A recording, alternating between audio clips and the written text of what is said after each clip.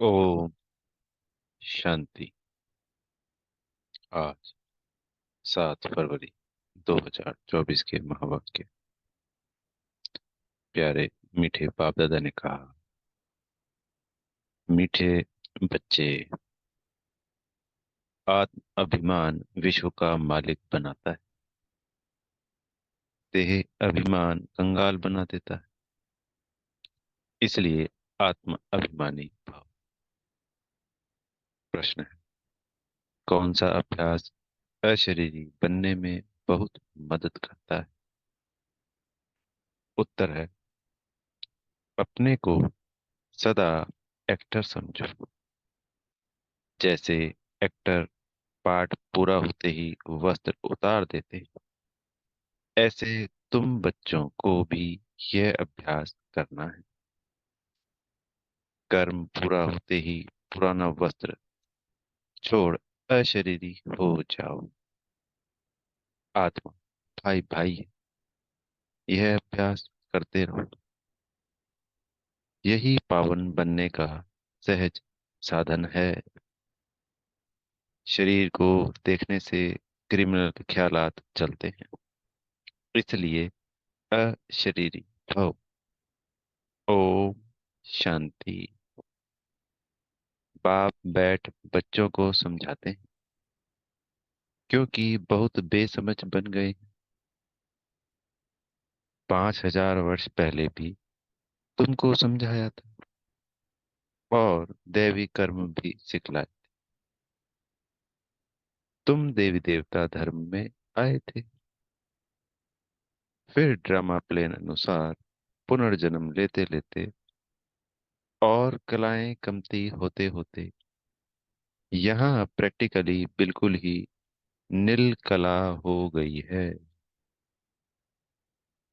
क्योंकि यह है ही तमो प्रधान रावण राज्य। यह रावण राज्य भी पहले सतो प्रधान था, फिर सतो रजो तमो बना है, अब तो बिल्कुल ही तमो प्रधान है। अब इसका अंत है। रावण राज्य को कहा जाता है आसुरी राज्य। रावण को जलाने का फैशन भारत में है। राम राज्य और रावण राज्य भी भारतवासी कहते हैं। राम राज्य होता ही है सतयुग में, रावण राज्य है कलयुग में। यह बड़ी समझने की बातें। बाबा को वंडर लगता है। अच्छे अच्छे बच्चे पूरी रीति ना समझने के कारण अपनी तकदीर को लकीर लगा देते हैं। रावण के अवगुण चटक पड़ते हैं। दैवी गुणों का खुद भी वर्णन करते हैं। बाप ने समझाया है, तुम वही देवताएं थे। तुमने ही 84 जन्म भोगे। तुमको फर्क बताया है। तुम क्यों तमो प्रधान बने हो? यह है रावण राज्य। रावण है सबसे बड़ा दुश्मन,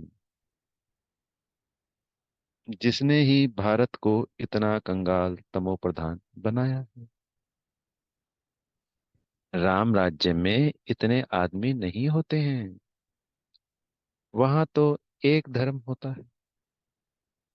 यहाँ तो सब में भूतों की प्रवेशता है। क्रोध लोभ मोह का भूत है। हम अविनाशी हैं। यह शरीर विनाशी। यह भूल जाते। आत्म अभिमानी बनते ही नहीं है। देह अभिमानी बहुत है। देह अभिमान और आत्म अभिमानी में रात दिन का फर्क है। आत्म अभिमानी देवी देवता सारे विश्व के मालिक बन जाते। देह अभिमान होने से कंगाल बन पड़े। भारत सोने की चिड़िया था, फल कहते भी हैं परंतु समझते नहीं। शिव बाबा आते हैं दैवी बुद्धि बनाने। बाप कहते हैं मीठे मीठे बच्चों, तुमको विश्व का मालिक बनाता हूँ। यह लक्ष्मी नारायण विश्व के मालिक थे। कब सुना कि इन्हों को राजाई किसने दी? उन्होंने कौन सा ऐसा कर्म किया जो इतना उच्च पद पाया? कर्मों की बात है ना। मनुष्य आसुरी कर्म करते हैं तो वह कर्म विकर्म बन जाता है। सतयुग में कर्म अकर्म होते, वहां कर्मों का खाता होता नहीं। बाप समझाते हैं न, ना समझने कारण बहुत विघ्न डालते। कह देते हैं शिव शंकर एक है। अरे, शिव निराकार अकेला दिखाते हैं, शंकर पार्वती दिखाते हैं। दोनों की एक्टिविटी बिल्कुल ही अलग है। मिनिस्टर और प्रेसिडेंट को एक कैसे कहेंगे? दोनों का मर्तबा बिल्कुल अलग है। तो शिव और शंकर एक कैसे हो सकते हैं? यह जानते हैं जिनको राम संप्रदाय में आना नहीं है, वे समझेंगे भी नहीं। आसुरी संप्रदाय गालियां देंगे, विघन डालेंगे, क्योंकि उनमें पांच विकार हैं न। देवताएं हैं संपूर्ण निर्विकार। उन्हों का कितना उच्च पद है। अब तुम समझते हो हम कितने विकारी थे। विकार से पैदा होते हैं। सन्यासियों को भी विकार से पैदा होना, फिर सन्यास करते हैं। सतयुग में यह बातें नहीं होती। सन्यासी सतयुग को समझते भी नहीं, कह देते हैं सतयुग है ही है। जैसे कहते हैं श्री कृष्ण हाजिरा हुजूर है, राधे भी हाजिरा हुजूर है। अनेक मत मतांतर, अनेक धर्म, आधा कल्प दैवी मत चलती है, जो अब तुमको मिल रही है। तुम ही ब्रह्मा मुख वंशावली, फिर विष्णुवंशी और चंद्रवंशी बनते। वह दोनों डिनाइस्टी और एक ब्राह्मण कुल कहेंगे। इनको डिनाइस्टी नहीं कहेंगे, इनकी राजाई होती नहीं। यह भी तुम ही समझते हो, तुम्हारे में भी कोई कोई समझते हैं। कोई तो सुधरते ही नहीं। कोई ना कोई भूत है। लोभ का भूत, क्रोध का भूत है ना। सतयुग में कोई भूत नहीं। सतयुग में होते हैं देवताएं, जो बहुत सुखी होते हैं। भूत ही दुख देते हैं। काम का भूत आदि मध्य अंत दुख देता है। इसमें बहुत मेहनत करनी। मासी का घर नहीं है।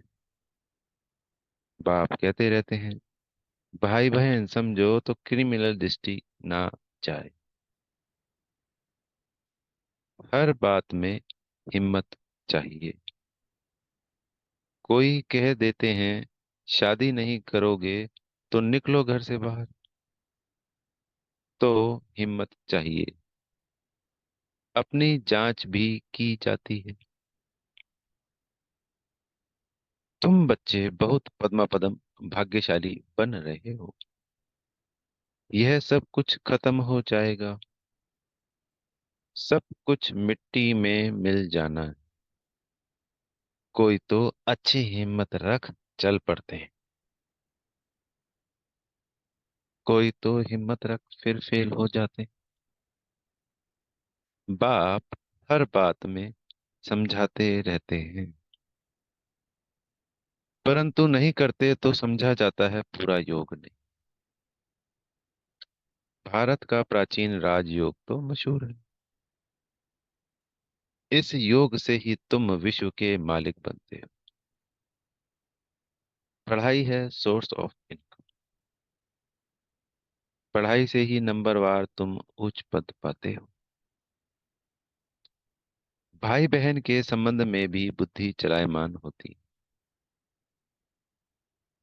इसलिए बाप इससे भी ऊंच ले जाते हैं कि अपने को आत्मा समझो, दूसरे को भी आत्मा, भाई भाई समझो।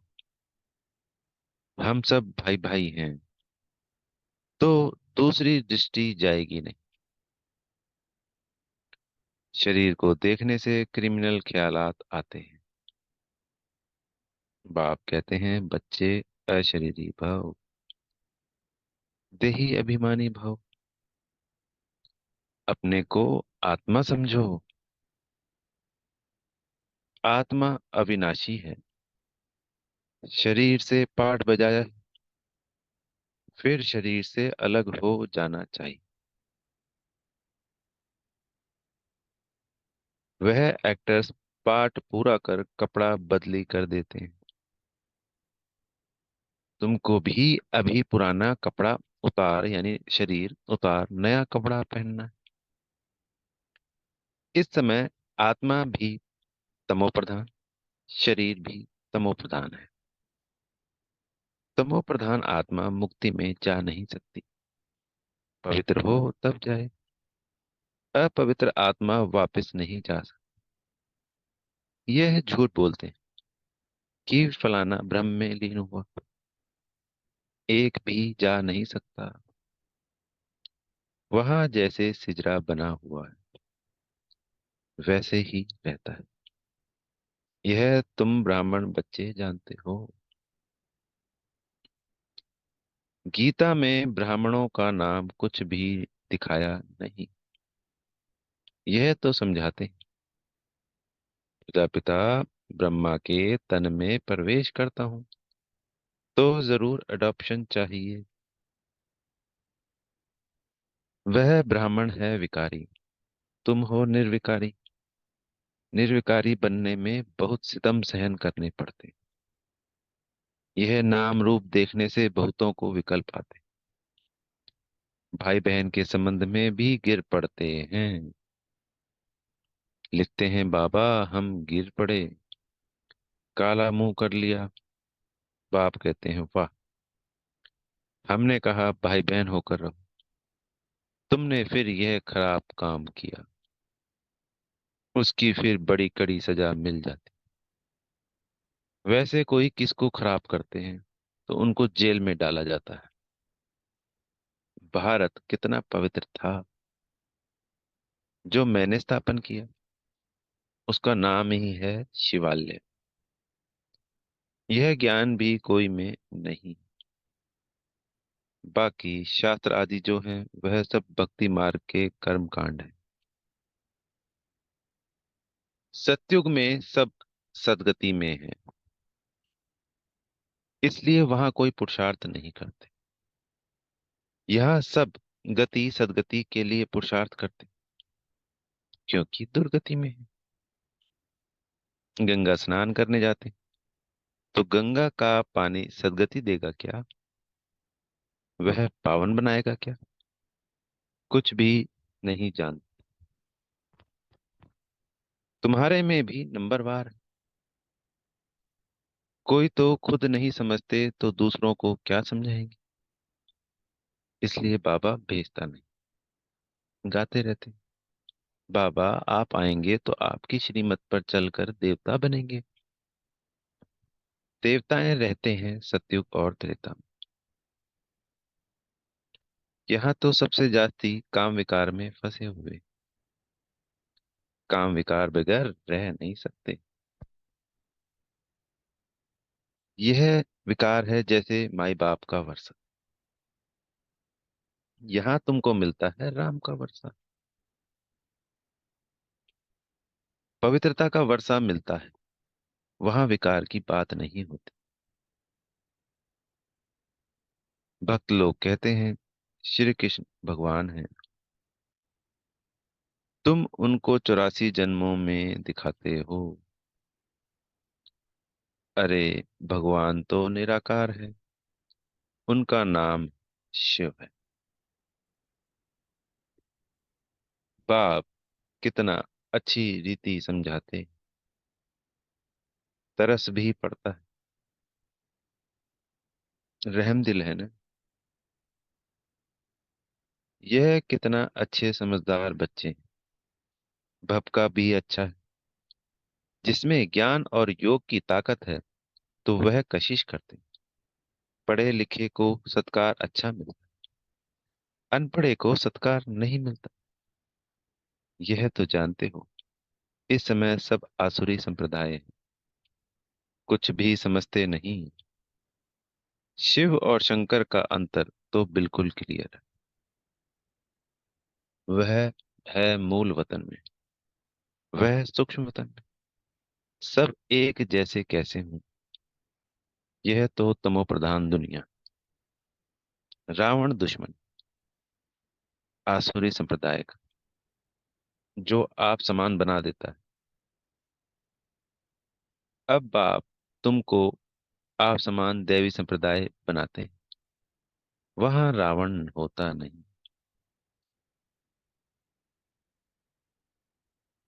आधा कल्प उनको जलाते हैं। राम राज्य होता है सतयुग में। गांधी जी राम राज्य चाहते थे। लेकिन वह राम राज्य कैसे स्थापन कर सकते। वह कोई आत्म अभिमानी बनने की शिक्षा नहीं देते थे।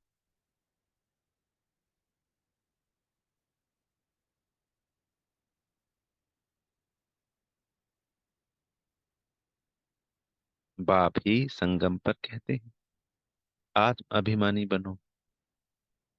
यह है उत्तम बनने का युग। बाप कितना प्यार से समझाते रहते हैं। घड़ी घड़ी कितना प्यार से बाप को याद करना चाहिए। बाबा, आपकी तो कमाल है। हम कितने पत्थर बुद्धि थे। आप हमको कितना ऊंच बनाते हैं। आपकी मत बिगर हम और किसकी मत पर नहीं चलेंगे। पिछाड़ी को सब कहेंगे बरोबर ब्रह्मा कुमार कुमारियां तो देवी मत पर चल रहे हैं। कितनी अच्छी अच्छी बातें सुनाते हैं। आदि मध्य अंत का परिचय देते हैं। कैरेक्टर सुधारते हैं। अच्छा, मीठे मीठे सिकीले दे बच्चों प्रति। माता पिता बाप दादा का याद प्यार और गुण। रूहानी बाप की रूहानी बच्चों को नमस्ते। हम रूहानी बच्चों की प्यारे मीठे रूहानी बाप दादाजी को याद प्यार गुड मॉर्निंग और नमस्ते। धारणा के लिए मुख्य सार पहला पॉइंट। दृष्टि को शुद्ध पवित्र बनाने के लिए किसी के भी नाम रूप को ना देख अशरीरी बनने का अभ्यास करना। स्वयं को आत्मा समझ आत्मा भाई से बात कर। दूसरा पॉइंट है सर्व का सत्कार प्राप्त करने के लिए ज्ञान योग की ताकत धारण करना। दैवी गुणों से संपन्न बनना है। कैरेक्टर सुधारने की सेवा करनी है। प्यारे सदगुरु जी से वरदान मिल रहा है आज। बीमारी कॉन्शियस के बजाय खुशी खुशी से हिसाब किताब चुकतू करने वाले शोल कॉन्सियस भाव। तन तो सबके पुराने हैं ही। हर एक को कोई ना कोई छोटी बड़ी बीमारी है। लेकिन तन का प्रभाव अगर मन पे आ गया तो डबल बीमार हो बीमारी कॉन्शियस हो जाएंगे। इसलिए मन में कभी भी बीमारी का संकल्प नहीं आना चाहिए। तब कहेंगे सोल कॉन्शियस। बीमारी से कभी घबराओ नहीं। थोड़ा सा दवाई रूपी फ्रूट खाकर उसे विदाई दे दो। खुशी खुशी से हिसाब किताब चुकता करो। आज का स्लोगन है, हर गुण हर शक्ति का अनुभव करना, अर्थात अनुभवी मूर्त बनना। ओम शांति। बेहद का शुक्रिया प्यारे मीठे बाप दादा जी का।